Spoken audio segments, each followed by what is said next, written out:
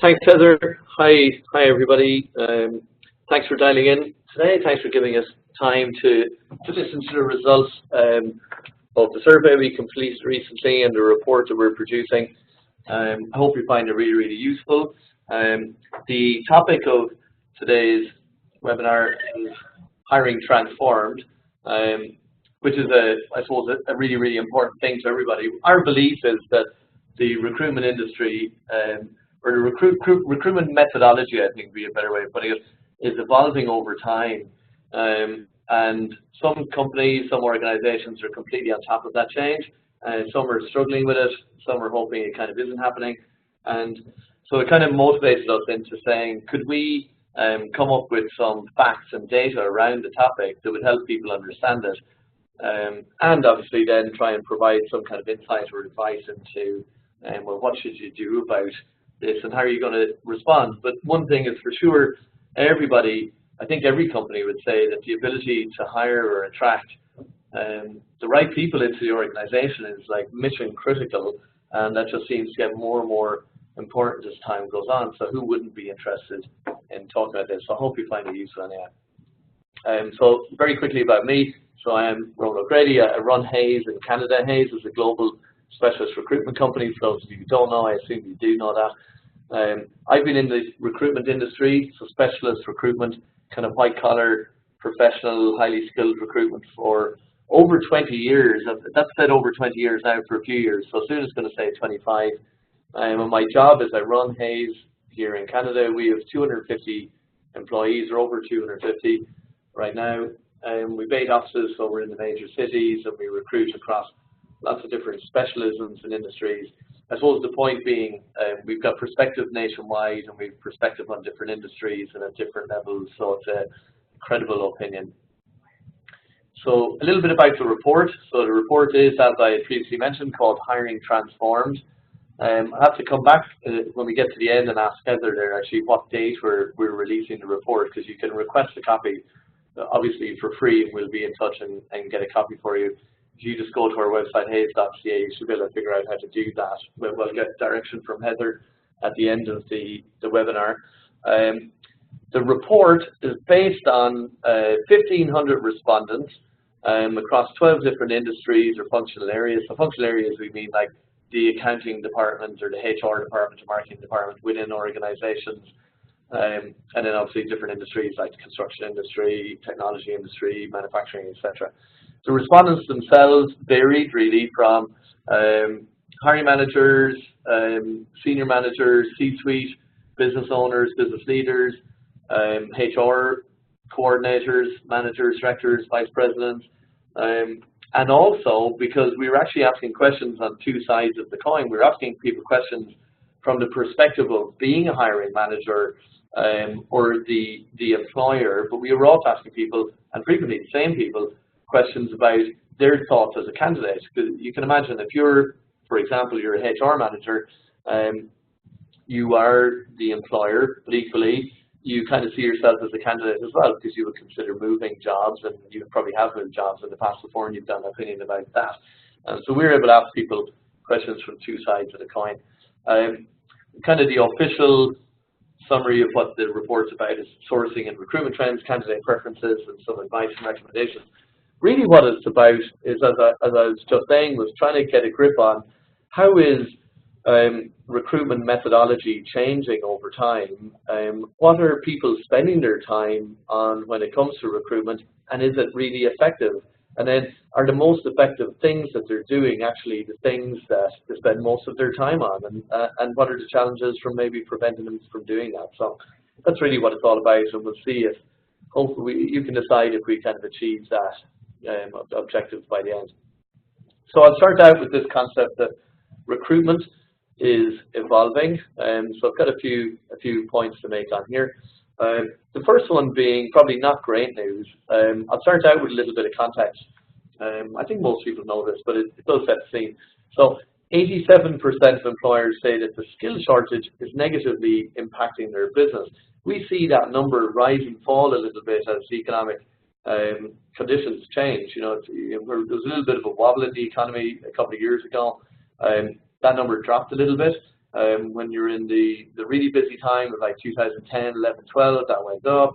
The bad news is it doesn't really drop much below low 80s, and it can get up as high as 90%. I mean, that is absolutely a fact for most companies. 81% of employers are struggling to hire, maybe not for all roles in their organization, but there's certainly some roles in the organization that they're struggling to hire, so every company can relate to that, or at least the majority of them. And then we've got this concept, which will lead on to other points in a moment, but 45% say the quality of applications that they receive from job boards has gone down in the last 5 years. You say, well, why is that important? Well, I will explain that in a second, but that's a fact. So skill shortage is continuing to be an issue. It is difficult to hire for some of the roles that you have, and job boards are not really delivering on what they used to. So just to expand on this point, why are the right candidates not applying to the job you may be posting? Well, I think we have the answer here. So one of the questions on the survey was, how do you expect to get your next job, or how do candidates expect to get the next job? And this was the result of that. So 22% said they expected to get the job through a recruiter. Another 22% saying they expected to be directly headhunted, so being very specific about that. 21% saying it would come through their own networking or social media, so perhaps their professional network or people that are connected on through social media. 17% at job boards and 13% at referrals. So that's kind of different sources that they would expect to get their job. A couple of things that you'd note would be job boards is further down the list, but maybe not that much more of a pattern until if you actually look at the non-job board sources, so recruiter, headhunted, networking, or referrals, there's a similarity between these four, and they're what I would refer to as relationship-based processes. If you think for these four, this is to do with, I know somebody, I have some form of relationship with that person, I've probably communicated with them, hopefully spoken to them live, maybe communicated to them online over a period of time. And when the right opportunity came up, they let me know. That could be the recruiter, the headhunt call, the network coming to you saying, hey, are you aware of this opportunity? It could be a good match for you. You put all those together, you end up with 74% expect to get their next job through a relationship-based process. And that's an important number to remember as you go through here. So I'm going to kind of put this tag on this to say, posting your ad on a job board or on your own website and then dealing with the applications that come in, it's going to neatly call that advertise and apply, and talk you through this. So here's the concept. So if you think about the talent pool of all the candidates that could potentially fill your job, regardless of whether they're actively looking or not, or whether they have any interest in looking, actually, for that matter. Let's say you're recruiting for a mechanical engineer, and there's only 100 mechanical engineers in the entire city, just for the sake of argument.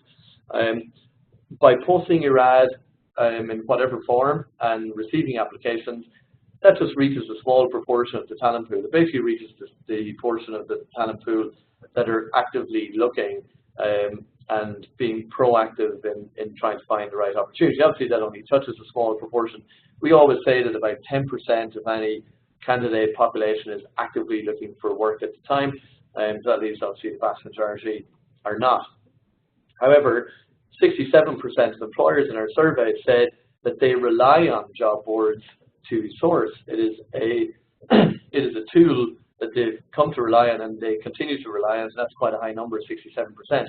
However, only 5% say that they get high quality candidates from the job boards. Obviously there's a mismatch here then, so we kind of know that we don't get high quality candidates from there, but it is something that we have relied on and we continue to rely on, so we will continue to do it. I think, and our opinion is, that really isn't something that will continue to sustain over time. And I will come back to that point as far as the idea of movement over time and how things are evolving.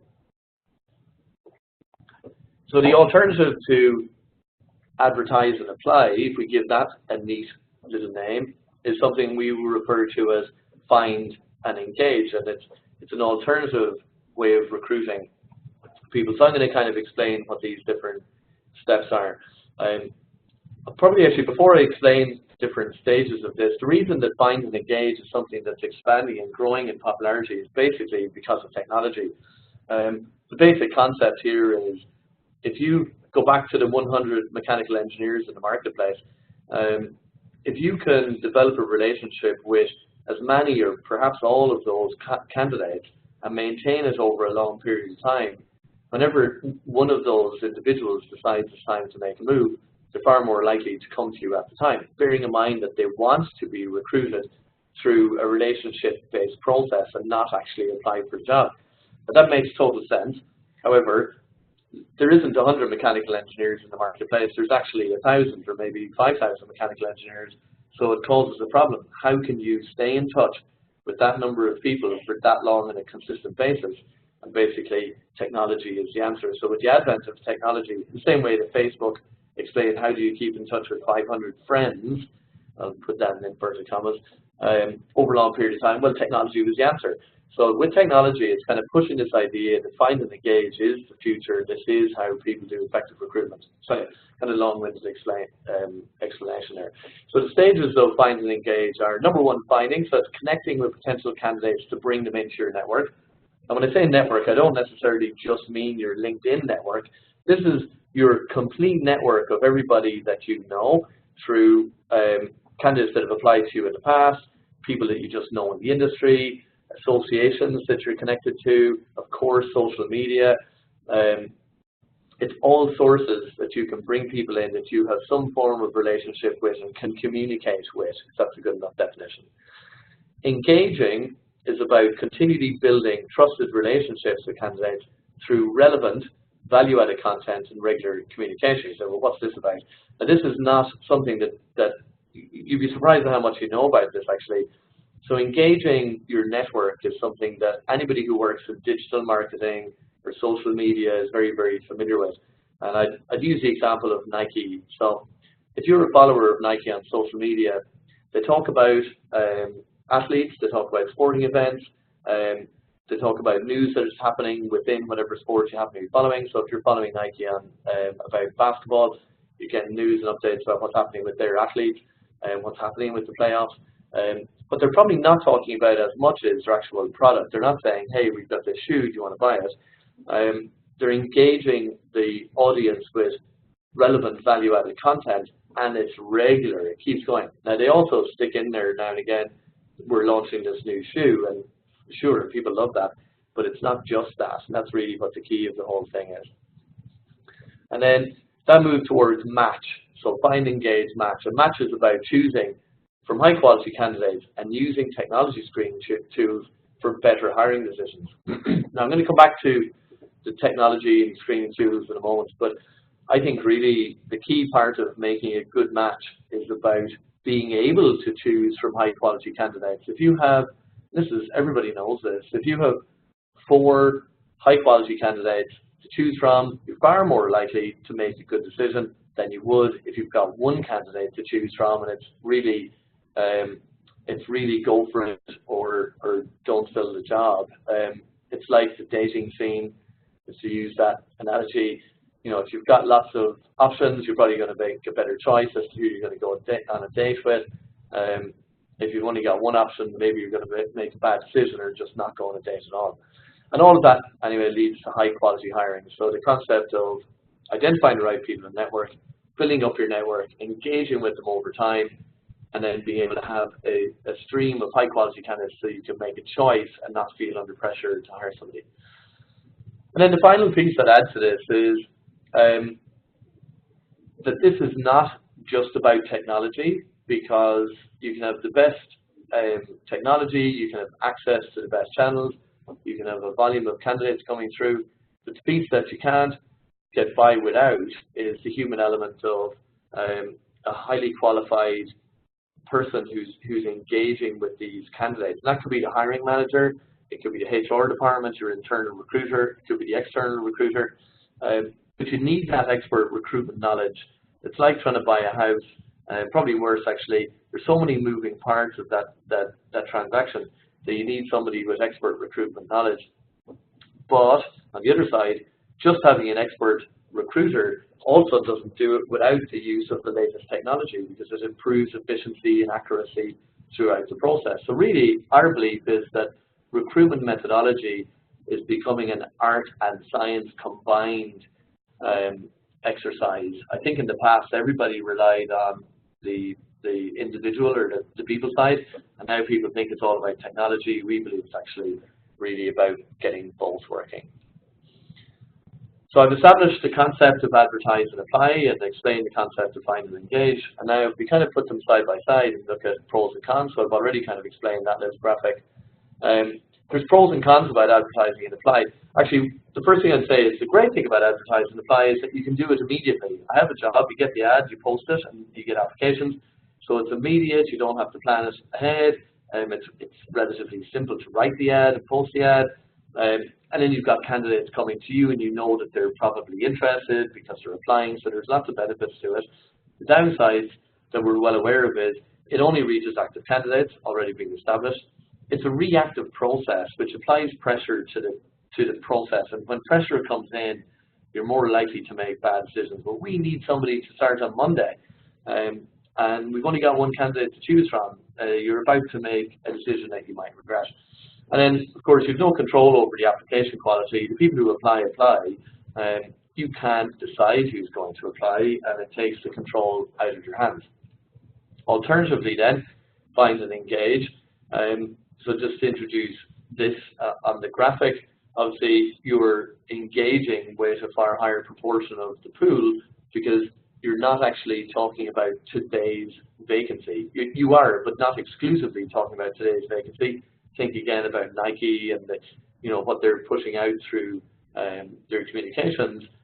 Sometimes they are actually selling shoes, but the new find and engage model accesses a far larger proportion of the potential candidates. I don't think it's possible to probably engage with and connect with everybody. That would be something, because the pool keeps changing as well. There's some people just cannot be connected with, but it's a far larger proportion of the potential candidates. The bad news on this one is that it takes effort. It's stuff that you have to do in advance. You've got to work hard at it over a long period of time, but there's lots of advantages. Number one, it builds up a larger pool of interested candidates. Number two, it's proactive and it's targeted hiring. It's you saying, I'm interested in this guy or a girl, I'm going to pursue that person and develop that relationship because we already know we'd like to hire them. And that directly connects you with qualified people. So there's pros and cons to both of these. And you'd say, well, I still quite like advertise and apply. That outweighs the pros and cons of find and engage, which is completely your own choice. But then you've got the fact that the market is just changing and maybe the choice will be out of your hands. So I'm going to try and explain this. So I'll start over on the left-hand side. I can never remember if that's the x-axis or the y-axis. But anyway, down the left, going up and down, the bottom end of this graphic represents unskilled workers. The top represents executive leaders, maybe C-suite positions, and the middle represents skilled professionals. So think accountant, engineer, project manager, Java developer. So it's the kind of middle market. Maybe we'd say like $60,000 salary up to $150,000, $175,000 salary. That's really the sweet spot that we operate in as an organization. We're not really a C-suite executive search organization. We don't do any unskilled stuff. So that's kind of the area that we know about. The green on the diagram, the kind of off green color, is find and engage being the preferred methodology for recruiting in that market, and blue being advertise and apply. So if I start out with how does the executive leadership recruitment marketplace work? Well, find and engage actually has always been the preferred option for executive hiring, and that has been the way in the past. It's certainly the way it is today, and I'm sure that's going to continue on. One of the reasons that is because that market is finite. There's only so many CEOs in Toronto, for example, that would be able to run one of the major banks. It's a very small number. When it's finite, you can connect and engage with all of the potential candidates for that. At the bottom end, the unskilled market, advertise and apply has always been in the past the way you get those jobs filled. It certainly is today, and we believe that will continue on to be as time goes on. It might start to change. You could see it changing at certain levels, maybe at the top end of the unskilled worker market. The one that's changing the most is the skilled professionals, which is right in the middle here. And the reality is skilled workers are just getting harder to find through advertise and apply. And a lot of that is to do with their own personal preferences. I think you could go back 20 years and say, would you rather somebody contact you about a new opportunity you're suitable for, or would you rather send an application, print your resume, post it, and then see if you get a response? I think everybody would say, well, I'd rather if they came to me. The problem, of course, was you couldn't be found. Now you know you can be found, so my preference has changed. I want you to come and find me. I don't really want to apply anymore, and we see that continuing to change. It right now, maybe actually the graphic here, it's probably 50-50 between those jobs getting filled through relationships versus getting filled through simply advertise and apply. As time goes on, it's going to become more prevalent, and we believe that in the future it could almost be exclusively the way, and you will only fill skilled professional jobs through relationships that you've developed. So I'm just going to take this concept. I think most people would say, sure, I get it, I understand it, this is the way I would like to recruit, but there is a little bit of a reality check. So I'm going to share with you some insights and challenges that we've pulled straight from the survey to put into perspective the pressures that organizations, I think, are under. So starting out with find and apply,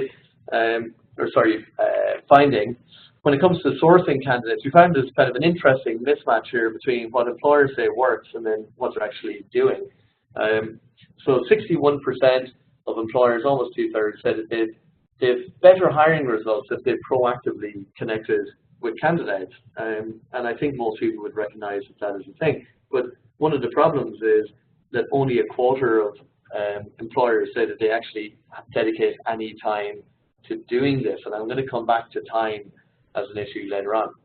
We asked where you're getting the best candidates from. Where do the highest quality candidates come from? Number one was employee referrals, followed up by recruitment teams, whether it's the internal recruitment team or the external recruitment company. And the fourth one was internal candidate database. We then asked, where do you get the highest volume of applications? Where do you get most of your candidates from? And I don't mean, I'm not including here the candidates that are just absolutely unqualified, but like, where do most of the candidates that you end up engaging with come from? And 66% come from job boards, 57% come from the company website. I would classify really job boards or company website as the same advertise and apply concept. Maybe there's more traffic, well, there is more traffic goes through the job boards than most companies' company website. But they both fit clearly into the category of advertise and apply.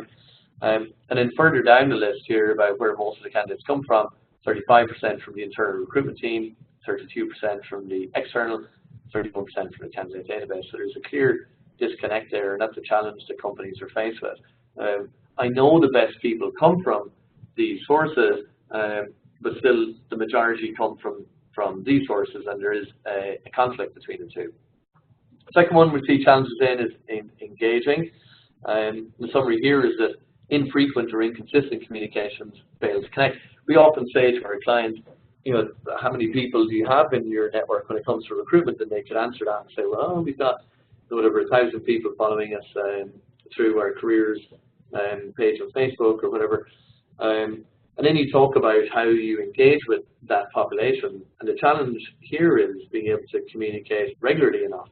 And if you ask somebody who works in digital marketing or social media, they will say, if you're not communicating at least every week, probably twice a week with an audience, they start to forget about you, they don't notice you, and you don't get through the noise of what's happening out there. Anyway, 83% of employers say that they do not do enough to communicate with candidates when actively hiring, so they're kind of aware of that issue. If we look at how they're communicating through social media, only half of employers even have an internal recruitment presence on social media. I would say if you are hiring on a regular basis, you really should. Virtually, well, half of people are doing it, half of people aren't. I really think you should be.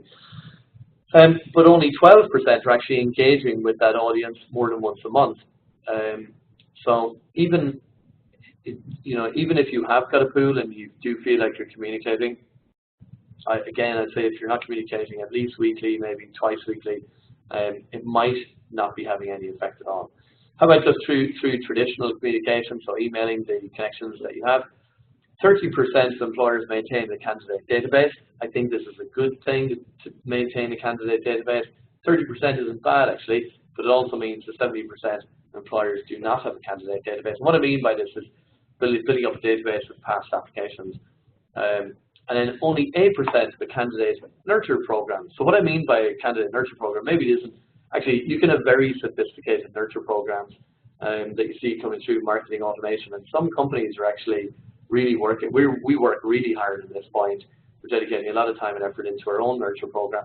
But some sophisticated, but probably larger employers are developing nurture programs. And basically what it means is you're catching a candidate into your network, identifying what's of interest to that candidate, giving them information about that particular topic over time, and then if they start to display behavior that would suggest that they might be interested in making a move, that you're then giving them information about actual opportunities and roles that could get them interested before they even decide to start applying. That's really the holy grail of engaging. But in any event, virtually nobody is doing that, and it's something that we think is very, very important. And finally, on match challenges here, we think that a lot of employers are missing out just on using screening tools. We asked what was the #1 way to improve your hiring processes, and the #1 way clearly was by using technology. Technology that is currently used, we asked what technology are you using to screen and hire. Some of the numbers are quite good here actually. So 28% are using automated pre-screen interview questions. Candidate applies, there you go, thanks for your application, please answer these questions. That might rule the person in or out, but it takes out a lot of the noise. It's a great idea, that's been around a long time. Applicant tracking systems, 24% use them, again, been around a long time, but they're getting better as time goes on, and once you get used to using them, you can't go back. 19% doing automated resume screening. Now, automated resume screening is different to automated pre-screen interview questions. This is literally taking the resume and using parsing technology to match it with the job specification that you've written. And there's a lot of time, money, and effort being invested into the technologies that will do these things. There's lots of organizations coming out of Silicon Valley that are just dedicating themselves to doing this and trying to crack the code, and they're getting better and better at doing it. I was surprised about that number. Actually, I didn't think that 19% of organizations would have automated resume screening in place, but well done. 18%, we do use it. 18% use even something as simple as digital or e-signatures for offer letters. So sending it out that it can just be signed online and returned, and it saves you multiple days of process and reduces the probability of something going wrong. And then only 17% using video interviewing. We're a big fan of video interviewing, actually. I don't think it'll ever replace face-to-face live interviewing, but it sure is useful when you want to have a conversation and get to know somebody quickly, but also get your eyes on the person and interpret body language, presentation skills, etc. And it's really, really good. There's actually quite a lot of investment going into technology around video interviewing in the market as well right now.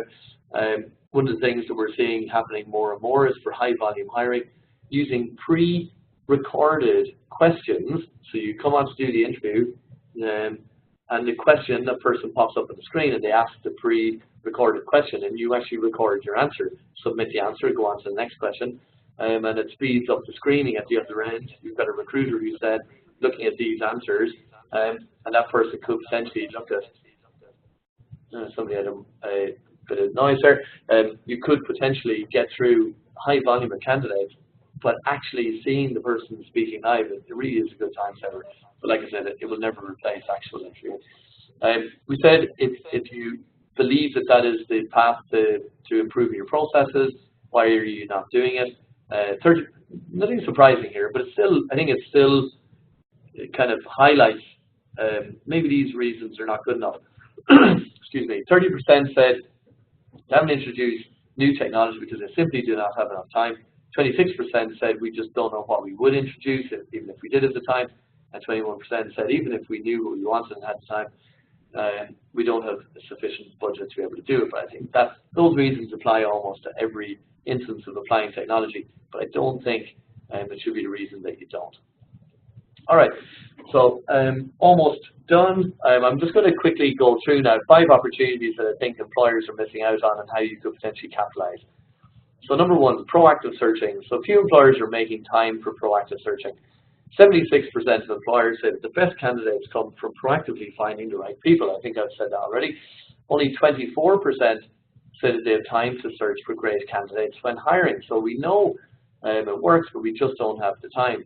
An interesting statistic here, 67% of the time that hiring managers spend on hiring is in pre-interview screening as opposed to candidate sourcing. And this kind of is going back to the point that if you were to dedicate more time to the proactive sourcing, the candidates that you would be interviewing are almost pre-screened already. And the amount of time that you would spend then on the pre-screening of the resumes and the first call and then the telephone interview and then maybe the first interview with the recruiter, et cetera, all of that goes away. So it is kind of a choice to some extent. But I think a lot of companies are trapped into spending too much time on the pre-interview screening because they're at the mercy of the applications that they receive. What should you do about this? You just got to prioritize searching to find the best candidate.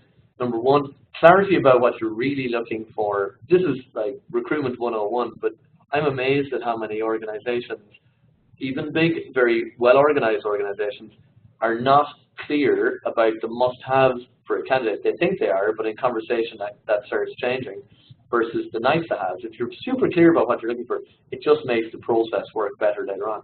Number 2, you've got to make the most of LinkedIn search tools. I don't know any internal recruiter at this stage who isn't using LinkedIn search tools. Lots of hiring managers use it, so it's a no-brainer you should be doing that. And there's lots of other things. Indeed, are actually developing some pretty cool search tools as well. Number 3, efficiently seek referrals. Internally and externally, there should be programs about that. You should be asking people, you should be putting it on the agenda. Referrals are an awesome way of finding candidates proactively. And then finally, number 4, using external resume databases to identify potential candidates. That could be, I was about to say Workopolis, but Workopolis I think are virtually not, well, they're not going to really exist to some extent, but it's all Indeed now. Obviously LinkedIn, association lists, industry association lists that you can have, professional designations. So using those databases to identify potential candidates is an awesome idea. Second opportunity is communication. So active communication with the candidate network is challenging, but it's extremely effective. 88% say that they share employer brand related content less than once a month, kind of something you said already. 8% of the candidate nurture program, we said that already. 12% saying they plan to introduce one, so that number is going to go up. And then 7% of candidates say that employers do a good job of keeping in touch when they're not actively job seeking. So obviously 93% think that they don't. But that is not a surprising number because communicating with candidates when you are hiring makes total sense. How about communicating with candidates when you're not hiring? Well, what is it that you communicate about? And that's something we hear from our clients. And the answer is to develop and implement a content plan to engage with that talent pool. And, well, how do I do that? The first step is knowing your employer value proposition. Value proposition is simply put, why would somebody want to work for your organization? And you might say, well, that's really easy. Well, it's because of this. The challenge is, do you, the other hiring managers, the HR department, the president of the company, the CEO or whatever, do you all agree on what that is? And frequently, when you get 10 people in the same room, because we do this exercise with our clients and say, why would somebody want to work here? There's common things, but then there's unique things. Sometimes there's actually disagreement. It's important to have a clear value proposition, and it's important to be consistent about what that value proposition is. It should not change that much from your communication out to the market, to what you say in the interview, to what your recruiter says when they talk to people on the phone. You've got to create a plan based on what candidates, based on what you want candidates to know. So how are we going to communicate this? When are we going to communicate it? With what regularity? We're going to communicate it, which leads on to developing a calendar. If you decide to deal with your content or your communication to the talent pool, you say, well, we need to send something out today. What are we going to send? You're probably in trouble already. The only way to do it is say, in the next month or in the next 6 months, what are we going to send out? Well, let's get that organized. And now we've got a plan and we will release it over time. It's just too much pressure to come up with it on the same day that you're meant to be sending it or the day before. And then finally, evaluate results. so you can adapt the plan and improve the engagement that you're getting. Third opportunity is past applicants. So most employers ignore past applicants. 31% of employers in the candidate database store and access applicant information, means the majority don't. 27% of companies proactively keep in touch with previous applicants. So some people have a database, less people are keeping in touch with them. Still pretty good though, 27%. And then I think this is a really telling statistic. 94% of new hires come from applications received in the 12 weeks before hiring. So you might have a database and you might keep in touch with them, but at the end of the day, all of the jobs that you fill come from the applications that you got in the last 12 weeks. And I think it was it's not on here, but 67% of new hires come from applications received in the last 4 weeks. So really, virtually all of the jobs are happening with the existing guys, and it just doesn't make any sense that the most highly qualified candidates happen to apply in the last 4 weeks or 12 weeks. How about all the guys who applied for the same kind of role 1 year ago and got close? It's like the silver medalist idea. Who was a silver medalist 12 months ago? And have we spoken to that guy? So what do you do about this? Well, the answer is storing the information and engaging with the population. Number one, keep a database. Number two, connect on LinkedIn to follow their career development. Number three, engage with regular relevant communication. Now that's back to the content plan. And four, when hiring, search the database for candidates and connect directly. It's an obvious opportunity.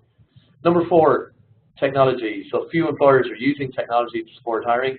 19%, which we had spoken about already, 19% say their company uses the latest.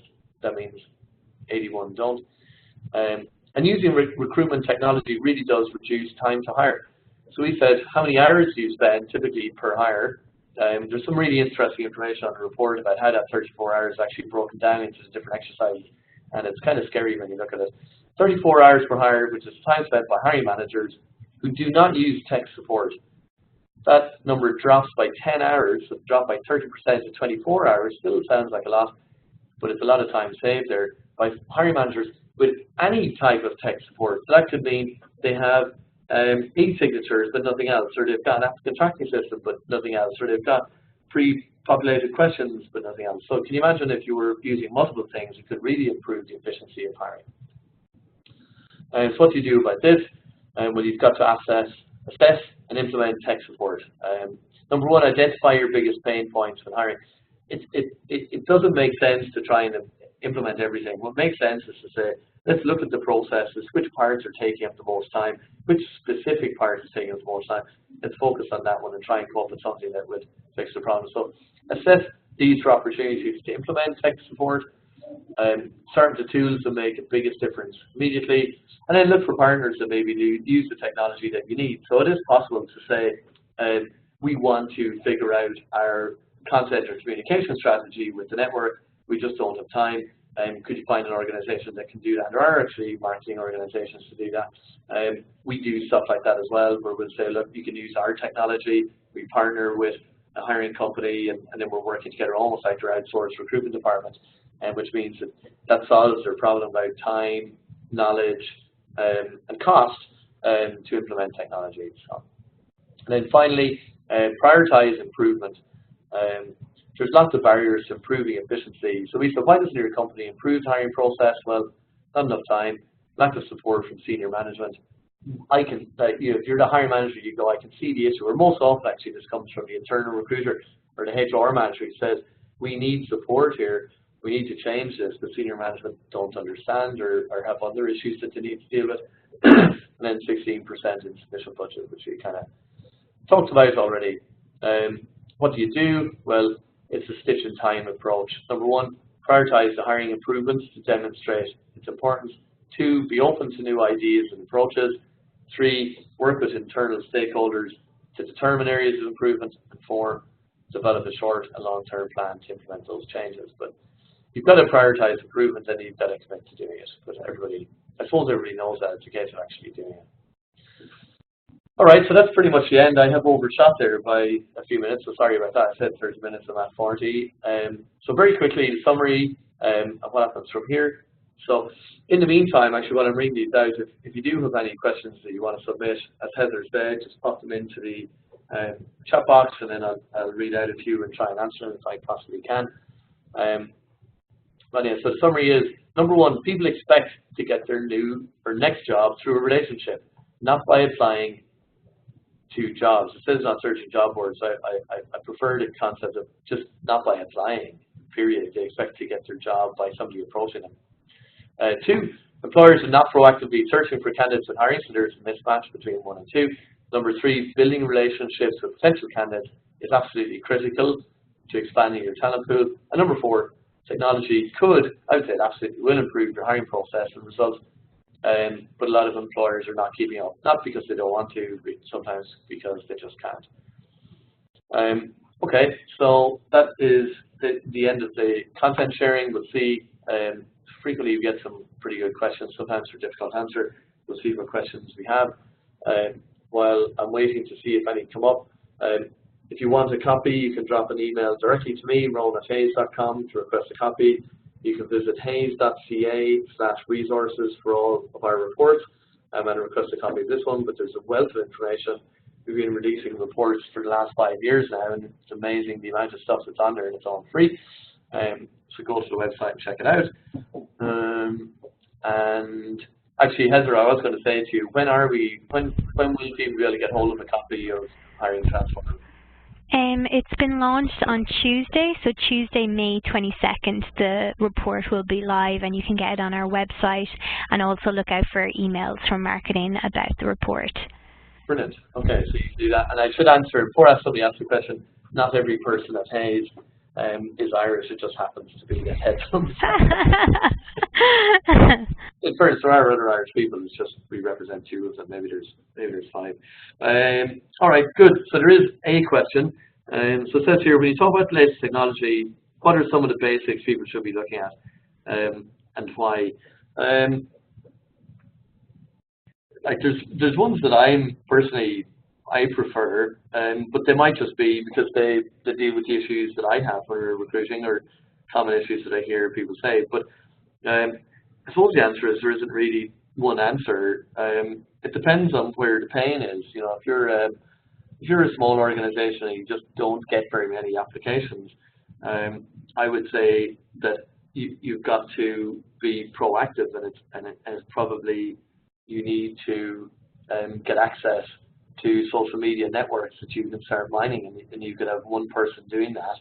You've got to invest in that one person, but having access to those channels is probably the right thing for you to do. However, if you're a big organization and you've got like 100 jobs that you're recruiting on, and you've got 20, 30, 40 applications coming in for each one of them, then you probably need some form of pre-screening system, and you probably need an applicant tracking system as well. So I don't know if there's a clean answer on that. I would say try and figure out what's the most annoying thing about your own process, and focus on that.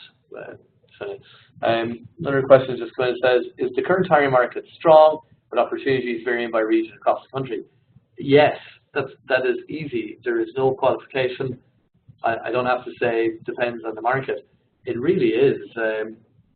We've seen, I would say, in the last year, a clear level of confidence has come through. When we did our annual survey, we do an annual survey that goes with our salary guide in January, and there has been a serious jump in the level of confidence in the economy, in companies' own business activity, and their plans to hire, for sure, on permanent roles, and contract and temporary roles, across the country in all the major markets. The real sensitive one was Alberta. They had really suffered the last couple of years, but we saw a serious uptick in levels of confidence and hiring coming out of Alberta. We can see that on a day-to-day basis, the number of jobs that we have registered and being filled in Alberta. They're not nearly back to where they were before, but that's changed. And outside of that, BC, Toronto, Ottawa, Montreal, I would say it's not far off full speed.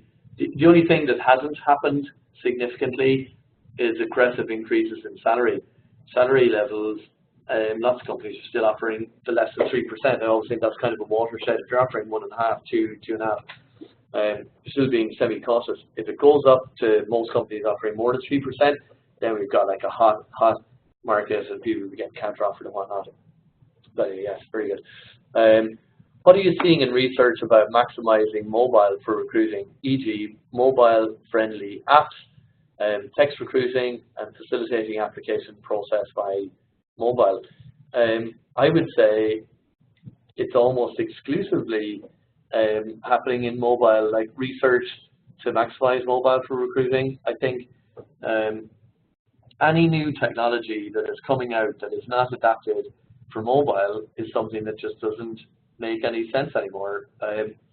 Most people, when they're looking for a job, they're doing it at their lunch break. They're not doing it at their desk on their PC. They're doing it on their phone when they're having a sandwich at lunchtime. They're doing it looking at when they're going home on the bus or the subway. I suppose it wouldn't work on the subway, on the train. They're probably glancing at things when they're watching television at home and it's on their tablet or their phone now. So I think everything like that. We're actually using a technology ourselves now that's completely mobile enabled, and it's using it in the high volume temporary market, not low skill but higher volume, where shift work. Something that we're using actually in Europe right now is in the education market, and it's basically teachers basically placing themselves into temporary contract roles on their phones. So the opportunity comes up in the district that they're working in, they're qualified for the role, they can see it's open, they place themselves, and they check in online when they arrive, take a picture of themselves to prove they're there, send it through, submit their time through their phone. The entire process is automated and it works all by somebody using their phone. It's amazing. Next one is just popped up. I don't know if I'm missing ones that are above here. I'm kind of reading the one that's at the bottom. But anyway, can Hayes support a company that wants to become more tech savvy in their hiring, e.g. help establish pre-screening questions, set up tracking system? It depends on, yes, I think we could certainly help to get them started. That is not technically our business, but we could certainly figure out what is it that you're trying to do, and we could refer you to technologies that would be able to help you. Depends actually, maybe the answer here is the volume. We have some clients where we provide an RPO service, which is recruitment process outsourcing, and we will literally take the entire outsource for an organization, do all of their permanent hiring, and in some instances all of their temporary hiring. We have clients that are hiring literally over 1,000 permanent people per year, and we implement the technology ourselves. We implement pre-screening questions. We've got clients that we use the automated videoing questions, applicant tracking system, GMI comes out the other end, so we can actually do that. There is opportunity to unbundle those services and be able to say, well, look, if this is the piece that you want, and this is what it would cost you. So yes, the answer would be yes, sir, if the volume is high enough. If the volume is low, then we could probably be very helpful by referring you to the technologies that could help you. So hopefully it answers that. If that's something that you want to pursue, just email rowan@hayes.com and we'll be able to help you, or I'll be able to point you in the direction of somebody who can. All right, so I think we're probably maxed out at the time. It's 12:50. I've probably used up enough of your time. So I hope you found it useful. I'd love to hear feedback if you did, or if you didn't actually. If you didn't find it useful, let us know as well. Tell us what you didn't like about it. You can, as Heather said, you can get your own copy of that report. I think it's really helpful. And that's it. So thank you very much for dialing. Thank you for your time. Have a pleasant rest of the day and happy hiring.